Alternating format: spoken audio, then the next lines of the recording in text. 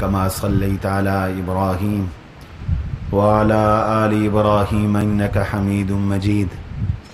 اللهم بارك على محمد وعلى آل محمد كما باركت على إبراهيم وعلى آل إبراهيم إنك حميد مجيد. رب اشرح لي صدري ويسر لي أمري واحلل عقدة من لساني يفقهوا قولي. رب زدني علما رب زدني علما وارزقني فهما. سبحانك لا علم لنا إلا ما علمتنا إنك أنت العليم الحكيم. أستغفر الله الذي لا إله إلا هو الحي القيوم وأتوب إليه. أستغفر الله الذي لا إله إلا هو الحي القيوم وأتوب إليه. أستغفر الله الذي لا إله إلا هو الحي القيوم وأتوب إليه. أعوذ بالله السميع العليم من الشيطان الرجيم. بسم الله الرحمن الرحيم. يا أيها الذين فاذكروني أذكركم واشكروا لي ولا تكفرون. يا أيها الذين آمنوا استعينوا بالصبر والصلاة إن الله مع الصابرين. وقال تعالى إن الصفا والمروة من شعائر الله فمن حج البيت أو اعتمر فلا جناح عليه أن يطوف بهما ومن تطوع خيرا فإن الله شاكر عليم. صدق الله العظيم.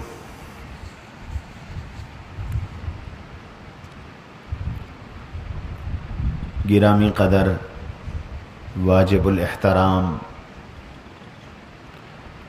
حضرات مشائخ اعظام، اساتذہ کرام،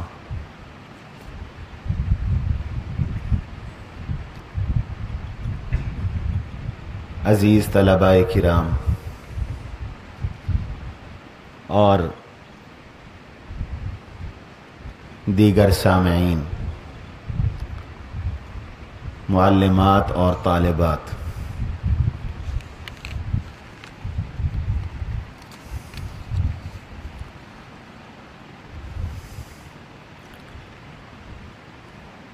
آج ذرا طبیعت زیادہ ناساز ہے، اس وجہ سے بھی انقباض ہے، اور دوسرا لاہور میں بہت بڑا ایک حادثہ ہوا، دھماکہ ہوا، جس میں 26 سے زائد لوگ شہید ہو گئے، تو اس وجہ سے بھی طبیعت میں انقباض ہے. لیکن اپنا معمول پورا کرنے کے لیے تھوڑی دیر گزارشات عرض کروں گا.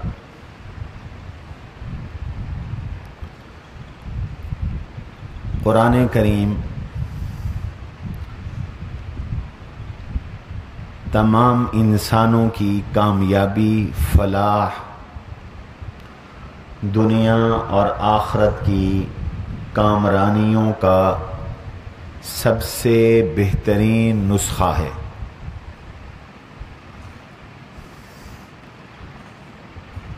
انسانیت کے سارے مسائل کا حل قرآن کریم میں ہے. ہر شخص کی تعلیم کا انتظام قرآن کریم میں ہے.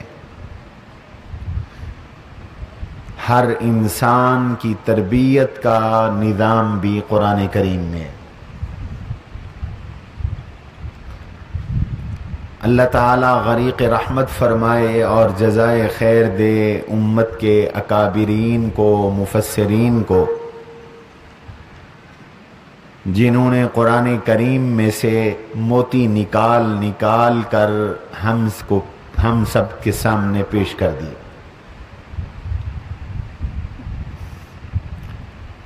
ہمارے بزرگوں میں شیخ التفسیر امام الاولیاء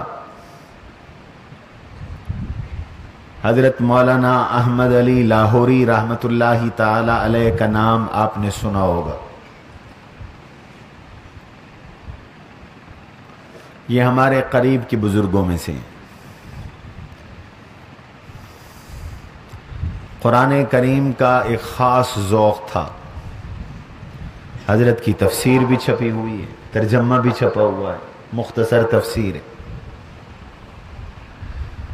ساری زندگی قرآن کریم کا شیراں والا دروازہ لاہور میں درس مرحمت فرماتے رہے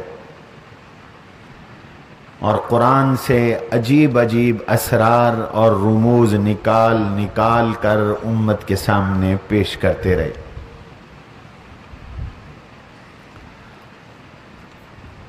علم کے بھی امام تھے، تقوی کے بھی امام تھے.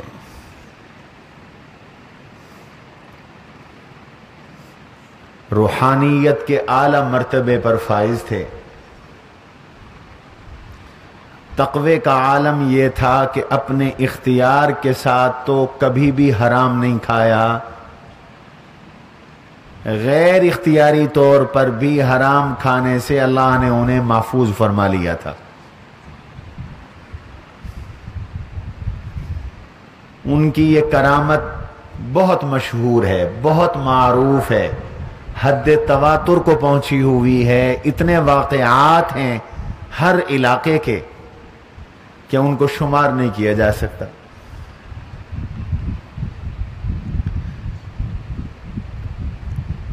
کوئی صاحب دعوت کر گئے،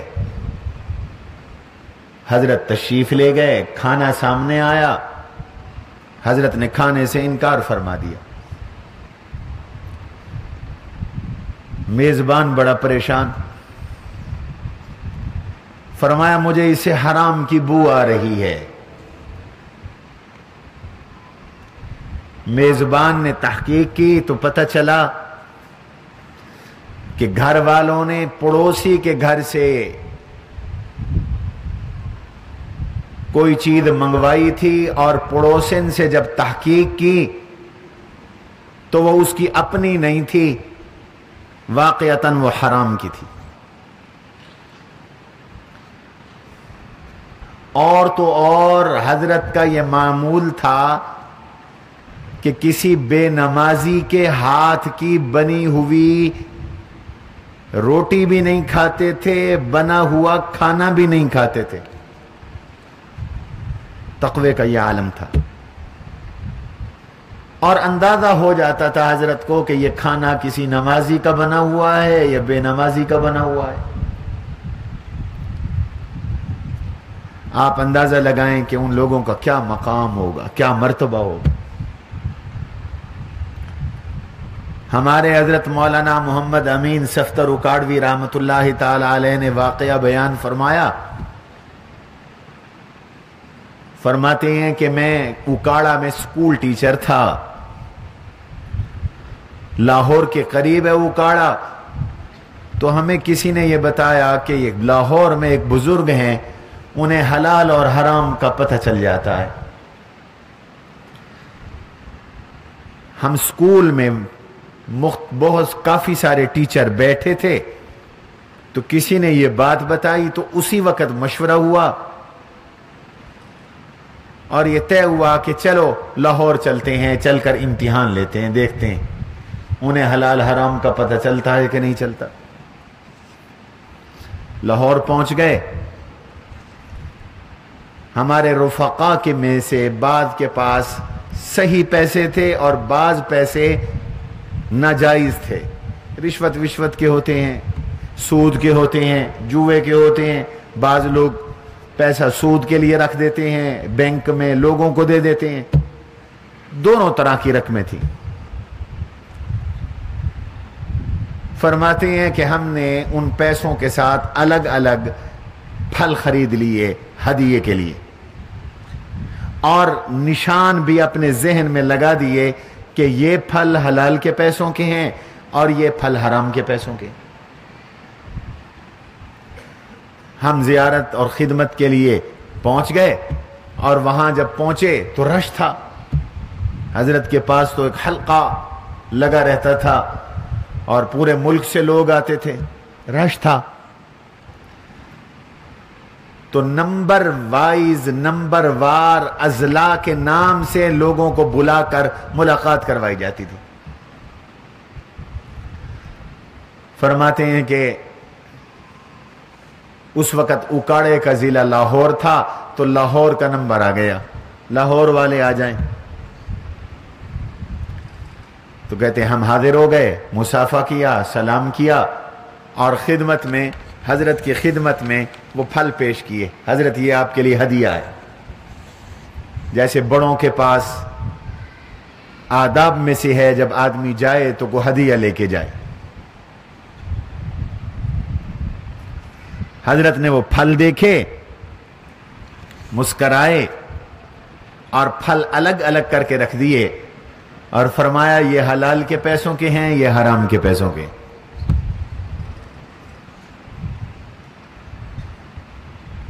میں راوی کا نام بھی بتا رہا ہوں، اور راوی بھی بہت ثقہ ہیں، استاد العلماء ہیں، استاذ المحققین ہیں، حضرت مولانا امین صفتر اکاڑوی رحمۃ اللہ علیہ، میرے بھی استاد تھے۔ فرمایا یہ حلال کے پیسوں کے ہیں، یہ حرام کے پیسوں کے۔ کہتے ہیں ہم ہکے بکے رہ گئے، حیران رہ گئے۔ میں نے ہاتھ آگے بڑھایا، حضرت مجھے بیعت فرما لیجئے۔ حضرت نے فرمایا کہ ابھی تو امتحان لینے آئے تھے، جب بیعت کے لیے آؤ گے تو پھر بیعت کروں گا۔ دل کا شیشہ جب صاف ہو اور گناہ نہ ہو تو بعض اوقات دل کے شیشے پر سامنے والے کا عکس پڑ جاتا ہے۔ ہم کیا کریں کہ ہمارے دل کے شیشے گناہوں سے گدلے ہیں، زنگ آلود ہیں۔ اس کو بزرگوں کا کشف کہتے ہیں، عالم الغیب اللہ ہے۔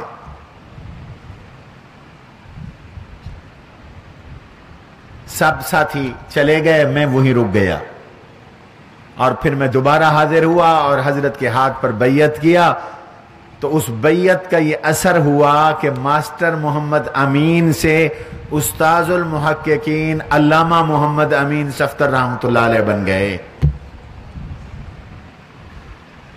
تو حضرت نے قرآن کریم سے بہت سے اسرار اور رموز نکال کر پیش فرمائے۔ حضرت ارشاد فرماتے ہیں کہ آدمی پیدا ہوتا ہے، بڑا ہوتا ہے، جوان ہوتا ہے، پہلے اکیلا ہوتا ہے۔ قرآن کریم میں اکیلے شخص یعنی ایک فرد کی ترقی کے لیے، روحانی ترقی کے لیے، اس کی اصلاح کے لیے، اس کی تربیت کے لیے ایک نظام عطا فرمایا ہے۔ پھر آدمی کی شادی ہو جاتی ہے، بیوی ہو جاتی ہے، پھر بچے ہو جاتے ہیں، ایک خاندان بن جاتا ہے۔ تو اللہ نے قرآن کریم میں ایک خاندان کے لیے بھی نظام ذکر فرمایا ہے، خاندان کی اصلاح کے لیے بھی پورا ایک سسٹم اور ایک نظام قرآن کریم نے بیان کیا۔ بہت سارے خاندان مل کر برادریاں بنتی ہیں، برادریاں بن کر شہر بنتے ہیں، شہر بن کر پھر صوبے بنتے ہیں، صوبے بن کر پھر ملک بنتا ہے، وطن بنتا ہے۔ تو فرمایا قرآن کریم نے اوطان کے لیے، وطن کے لیے بھی نظام عطا کیا ہے، ملک کے لیے بھی ایک نظام عطا کیا ہے، اور اس کی دو شقیں ہیں۔ ایک ہے ملک حاصل کیسے کیا جاتا ہے، ملک گیری، اور ایک ہے کہ ملک چلایا کیسے جاتا ہے، یعنی ملک داری۔ یہ سارا نظام قرآن کریم میں۔ لوگ تو یہ سمجھتے ہیں کہ آپ مولوی لوگ صرف نماز روزہ جانتے ہیں، آپ کو نظام کائنات کا کیا پتہ؟ بھئی قرآن نے کائنات کا نظام بتایا ہے۔ فرد کی اصلاح کا نظام ہے، اس کو علم اصطلاح میں تہذیب اخلاق کہتے ہیں۔ خاندانوں کی اصلاح کا ایک نظام ہے، اس کو اصطلاح میں تدبیر منزل کہتے ہیں۔ قوموں کی اصلاح کا ایک نظام ہے، اس کو اصطلاح میں سیاست مدنیہ کہتے ہیں۔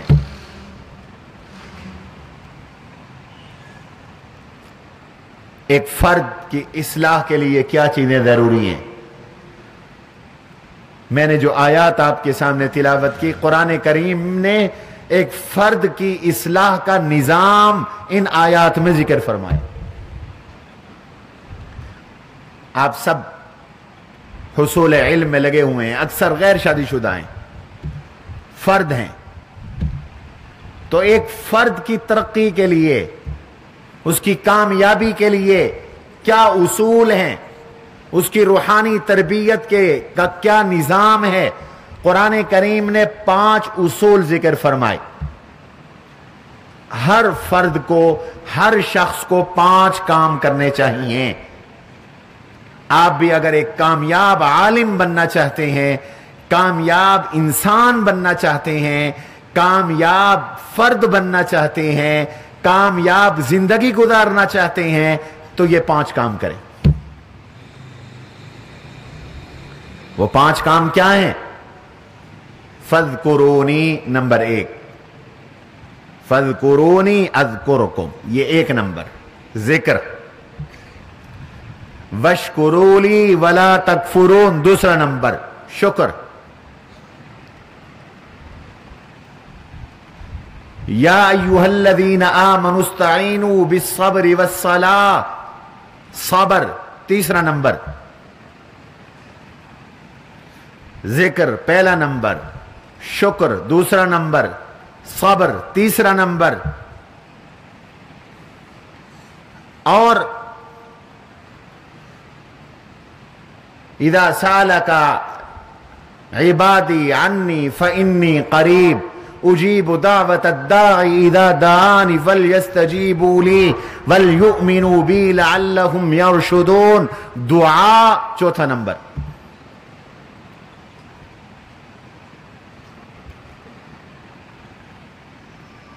وَمَن يُعَظِّمْ شَعَائِرَ اللَّهِ فَإِنَّهَا مِن تَقْوَى الْقُلُوبِ، شعائر اللہ کی تعظیم، جس کو ان الصفا والمروۃ من شعائر اللہ میں ذکر کیا، یہ 5واں نمبر۔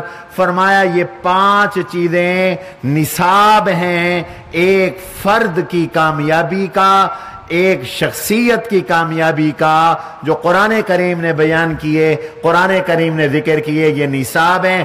جو اس نصاب پر عمل کرے گا وہ بن جائے گا، وہ کامیاب ہو جائے گا، اس کی شخصیت نکھار پیدا ہو جائے گا، اس کی دنیا بھی مبارک ہوگی، اس کی آخرت بھی مبارک ہوگی۔ اللہ اس کو دنیا میں بھی سرخروئی، کامیابی، عزتوں سے نوازیں گے، اور اس کو آخرت میں بھی کامیابی، کامرانی اور عزتوں سے نوازیں گے، بشرطے کہ یہ 5 کام کرو۔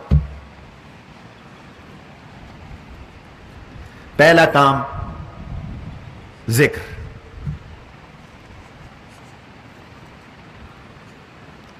یہ 5 چیزیں انشاءاللہ تفصیل کے ساتھ بالترتیب عرض کی جائیں گی۔ آج ہم تھوڑی سی بات ذکر پہ کرتے ہیں، باقی باتیں پھر آئندہ انشاءاللہ۔ ایک فرد کی کامیابی کے نظام کا جو پہلا اصول ہے وہ ہے اللہ کا ذکر کرو، تاکہ اللہ کے ساتھ تعلق قائم ہو۔ ذکر اللہ تعلق باللہ کا مظہر ہے، ذکر اللہ کے ساتھ اللہ کا تعلق قائم ہوتا ہے، بندہ رب کے ساتھ جڑتا ہے، خالق کے ساتھ رشتہ استوار ہوتا ہے، اللہ کی محبت دل میں آتی ہے۔ جس کی محبت دل میں ہے، جو دل میں بستا ہے، زبان پہ اسی کا تذکرہ ہوتا ہے۔ فرمایا تم دل میں اللہ کو بسا لو، وہ اتنا بڑا ہے کہ وہ کسی جگہ میں نہیں سمو سکتا۔ اللہ جسم سے پاک ہیں، وہ کسی ایک جگہ نہیں آ سکتے۔ میں اور آپ اس وقت مسجد میں ہیں، مدرسے میں نہیں ہیں، جامعہ میں نہیں ہیں، ہم درسگاہوں میں نہیں ہیں، دارالحدیث میں نہیں ہیں، دفتر میں نہیں ہیں، ہم لان اور پلاٹوں میں نہیں ہیں، گھر میں نہیں ہیں، مسجد میں ایک جگہ ہے۔ ہم ایک جگہ سما سکتے ہیں، اور ہمارا اللہ کسی ایک جگہ نہیں ہے، وہ ہر جگہ ہے۔ ہمارا اللہ وہ ہر جگہ ہے۔ اللہ کسی ایک جگہ پہ نہیں سموتا، لیکن مومن کے دل میں وہ سمو جاتا ہے۔ مومن کے دل میں اللہ بستا ہے، اللہ رہتا ہے، اللہ آتا ہے۔ تو اللہ کو اپنے دل میں لے آؤ، سب خیالات نکل جائیں گے، اللہ کے ہو جاؤ گے۔ جب اللہ کے ہو گئے تو اب بول بھی اللہ کے بولو گے، ذکر بھی اللہ کا کرو گے۔ فرمایا فَاذْكُرُونِي، تم میرا ذکر کرو، مجھے یاد کرو۔ تمہارا رب کہتا ہے اذکرکم، میں تمہیں یاد کروں گا، میں تمہارا ذکر کروں گا، میں تمہیں ثواب دوں گا، میں تمہیں بدلہ دوں گا، تمہارے تذکرے کروں گا۔ جو اللہ کا ذکر کرتا ہے اس کو ذاکر کہتے ہیں، اور جو ذکر نہیں کرتا اس کو غافل کہتے ہیں۔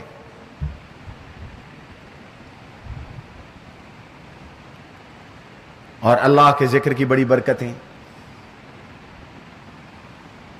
ذکر حیات کا نام ہے، زندگی کا نام ہے۔ حکیم الاسلام حضرت مولانا قاری محمد طیب صاحب قاسمی نور اللہ مرقدہ ارشاد فرماتے ہیں کہ یہ جو ذکر ہے نا، یہ کائنات کی روح ہے۔ جب تک چیزوں میں ذکر ہے ان کی زندگی ہے، کائنات میں ذکر ہے، کائنات باقی ہے۔ جب ذکر اٹھ جائے گا تو کائنات ختم ہو جائے گی، قیامت آ جائے گی۔ چیزوں میں جب ذکر بند ہو جاتا ہے چیزیں مر جاتی ہیں۔ اور پھر فرماتے ہیں کہ درخت جب تک ذکر کرتا ہے سرسبز رہتا ہے، درخت کا ذکر بند ہوتا ہے تو درخت خشک ہو جاتا ہے۔ مثال دی، پانی جب تک ذکر کرتا ہے پانی تر و تازہ رہتا ہے، پانی کا ذکر بند ہوتا ہے پانی میں بدبو ہو جاتی ہے، پانی میں تعفن آ جاتا ہے۔ کپڑا میں جب تک اللہ کا ذکر ہے کپڑا باقی ہے، جب کپڑے کا ذکر بند ہوتا ہے کپڑا پھٹ جاتا ہے، کپڑا بوسیدہ ہو جاتا ہے۔ یہ خطبات حکیم الاسلام میں قاری محمد طیب صاحب رحمۃ اللہ علیہ کی مستقل تقریر موجود ہے۔ اور پھر استدلال کیا اس حدیث سے، لا تقوم الساعة حتى يقال في الارض اللہ اللہ، جب تک کائنات میں اللہ اللہ باقی ہے، اللہ کا ذکر باقی ہے، کائنات باقی ہے، اور جب یہ اللہ کا ذکر بند ہو جائے گا تو دنیا میں قیامت آ جائے گی۔ یہ جناب رسول اللہ صلی اللہ علیہ وسلم نے ارشاد فرمایا۔ دل میں اللہ کا ذکر ہے تو دل زندہ ہے، مر کر بھی زندہ ہے۔ ذکر نہیں ہے تو جیتے ہوئے بھی دل مردہ ہے۔ اس لیے فرمایا الذی لیس فی جوفہ شیء من القرآن فہو کالبیت الخریب، جس سینے میں ذرا بھی قرآن نہیں وہ تو ویران گھر ہے، وہ ویران گھر کی طرح ہے۔ سینہ دل وہی آباد ہے جس میں قرآن ہے، چونکہ قرآن بھی تو اللہ کا ذکر ہے۔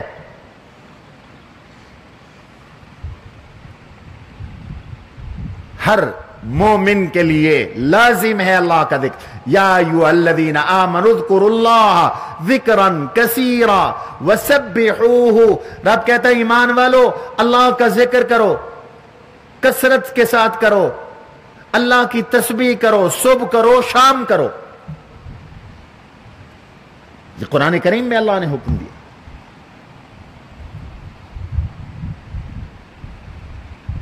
والذین یذکرون اللہ قیاما وقعودا وعلی جنوبہم ویتفکرون فی خلق السماوات والارض ربنا ما خلقت ھذا باطلا سبحانک فقنا عذاب النار۔ یہ اللہ کے نیک بندے جو اٹھتے بھی ذکر کرتے ہیں، بیٹھتے بھی ذکر کرتے ہیں، پہلو کے بل بھی ذکر کرتے ہیں، چلتے ہوئے بھی ذکر کرتے ہیں، ذکر بھی کرتے ہیں، فکر بھی کرتے ہیں۔ وَيَتَفَكَّرُونَ فِي خَلْقِ السَّمَاوَاتِ وَالْأَرْضِ، اور آسمان و زمین کی تخلیق میں غور و فکر کرتے رہتے ہیں، اور پھر اللہ کے گیت گاتے ہوئے کہتے ہیں ربنا ما خلقت ھذا باطلا، یہ کائنات تو اللہ کی قدرت کا مظہر ہے، اللہ تو نے اس کو فضول نہیں پیدا کیا۔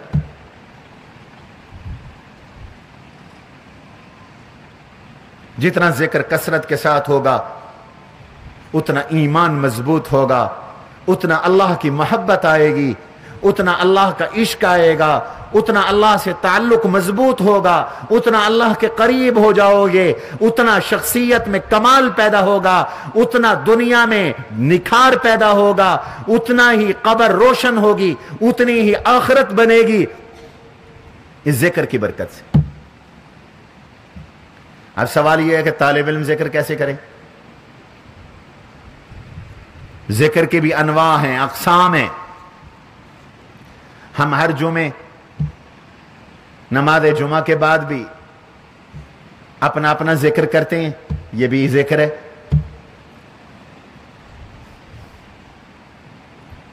ذکر کی بعض صورتیں ایسی ہوتی ہیں جو مشائخ کے کہنے پر اختیار کی جاتی ہیں۔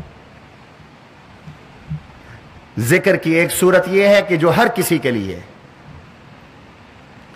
یاد رکھو میرے عزیزو، اگر آپ قرآن کریم تلاوت کرتے ہیں تو یہ بھی اللہ کا ذکر ہے، آپ شکر ادا کریں۔ آپ فجر کے بعد تلاوت قرآن کرتے ہیں، آپ کے دن کی ابتدا ذکر اللہ سے ہے۔ عشاء کے بعد آپ قرآن کریم کی تلاوت کرتے ہیں، آپ کے دن کی انتہا اللہ کے ذکر سے ہے، یہ ذکر خداوندی ہے۔ قرآن سب سے افضل ذکر ہے، اور قرآن کا ایک نام ذکر بھی ہے۔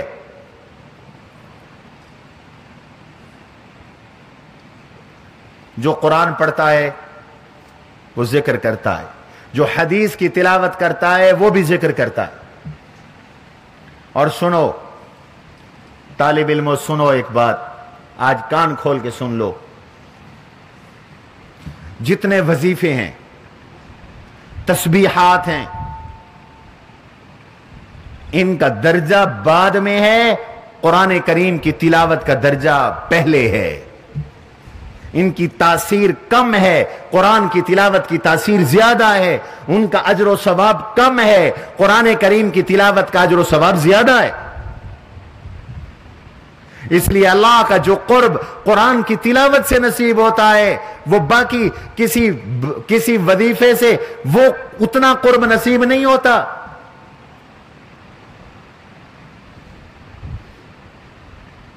قرآن کی تلاوت اللہ سے گفتگو ہے۔ خوش نصیب ہیں وہ لوگ جو چلتے پھرتے بھی قرآن پڑھتے ہیں، سوتے ہوئے بھی قرآن پڑھتی ہیں۔ اور حافظو، قرآن کی نعمت کا شکرانہ ہے کہ اس کی تلاوت کیا کرو کثرت کے ساتھ۔ ہماری زبانوں پر ہر وقت قرآن ہو، سیر کرتے ہوئے بھی قرآن پڑھتے ہوئے جائیں، تاکہ مرتے وقت بھی ہم قرآن پڑھ لیں۔ جو کام آدمی زندگی میں کرتا رہتا ہے مرتے وقت وہی کرتا ہے، جو بول آدمی زندگی میں بولتا ہے موت کے وقت وہی ہوتا ہے۔ اس لیے ہمارے بزرگوں کو ہم نے ان کے خاتموں کو دیکھا اور پڑھا کہ بے ہوش ہوتے تھے، لیکن موت کے وقت اچانک ہوش آتا تھا، زبان پر قرآن کریم کی تلاوت جاری ہو جاتی تھی، قرآن پڑھتے ہوئے مرتے تھے، قرآن پڑھتے ہوئے اللہ کے پاس چلے گئے۔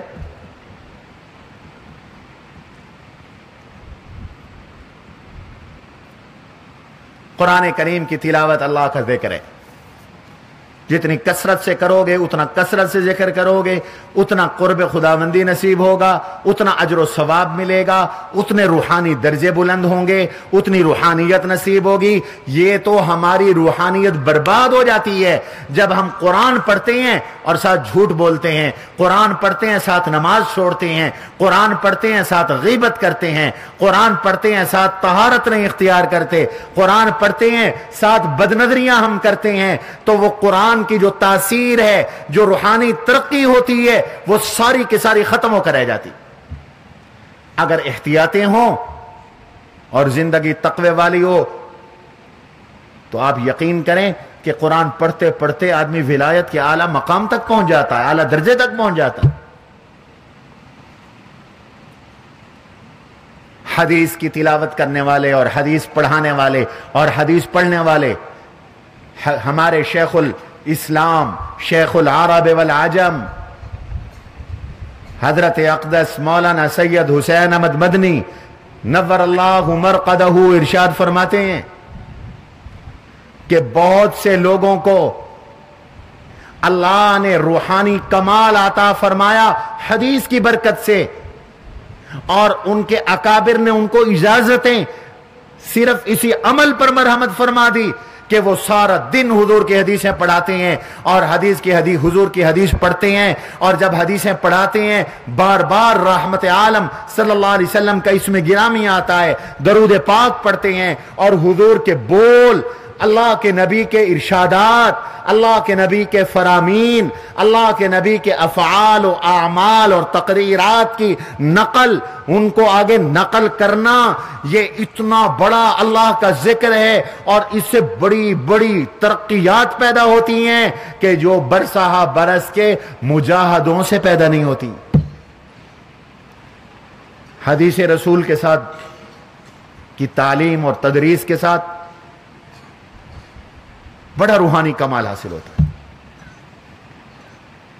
اس لیے حدیث پڑھنے والے طلباء چاہے دور حدیث کے ہوں، چاہے سابعہ مشکات کے طالب علم ہوں، یا نیچے کوئی ریاض الصالحین پڑھنے والے ہوں، وہ یہ سمجھیں کہ وہ جو حدیث پڑھ رہے ہیں یہ صرف علم نہیں حاصل کر رہے، ان کی علمی ترقی حدیث سے نہیں ہو رہی، ان کی روحانی ترقی بھی ہو رہی ہے۔ اور اگر وہ احتیاطوں کو پیش نظر رکھیں اور گناہوں سے اجتناب کریں تو آپ یقین کیجئے قرآن کریم کی تو روحانیت سورج کی طرح ہے، اور حدیث پاک کی روحانیت چاند کی طرح ہے، اور اللہ کے نبی میں جمال تھا تو احادیث میں بھی جمال ہے، اور جمال جلدی ظاہر ہوتا ہے۔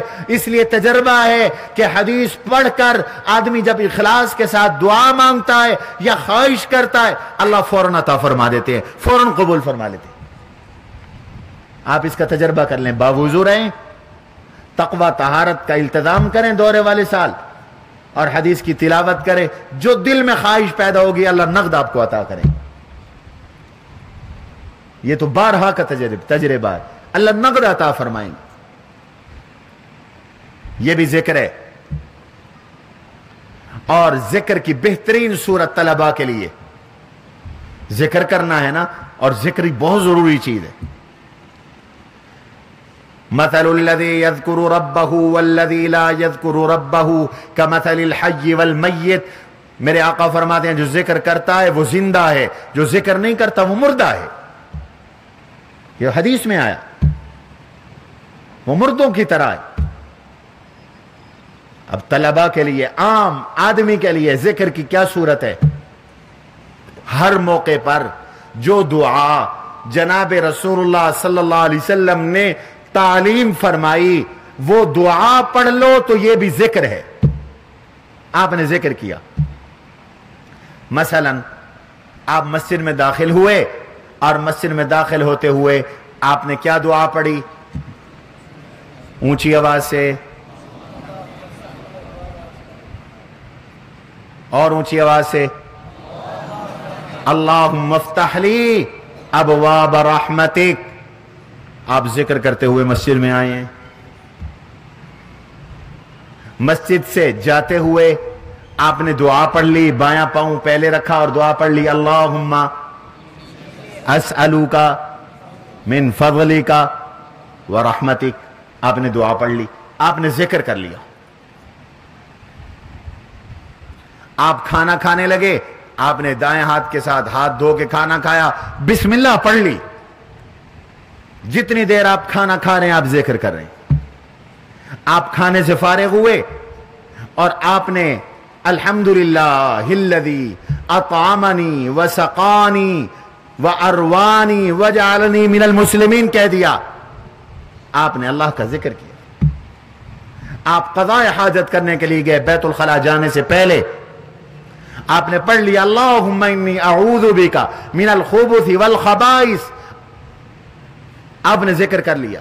آپ قضاء حاجت کر کے واپس آئے، بیت الخلاء سے باہر آئے، دایاں پاؤں رکھا باہر اور پڑھا غفرانک، اور ساتھ یہ بھی حدیث میں دعا ہے الحمدللہ الذی اذهب عنی الاذى وعافانی۔ آپ نے ذکر کیا۔